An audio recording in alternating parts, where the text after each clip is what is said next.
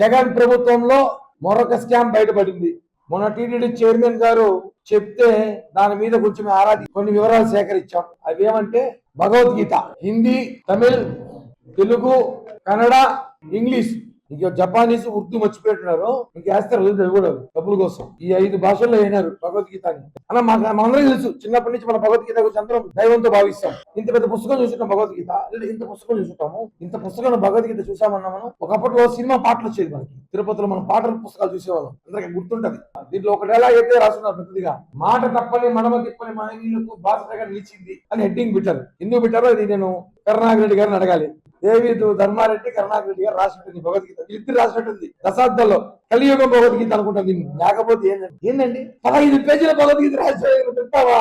ఇంత పెద్ద బుక్ చదివేసి పని లేకుండా 15-16 పేజీల భగవద్గీత రాసినట్టు సన్మానం చేయాలి మనం. భూమన కరుణాకర్ రెడ్డి గారిని, దేవి ధర్మారెడ్డి గారిని సన్మానం చేయాల్సిన అవసరం ఎంతైనా ఉంది. హిందువుల మనోభావాలకి దారుణాలను దెబ్బతీయడం అంటే ఎంత పెద్ద స్కామ్ ఇది.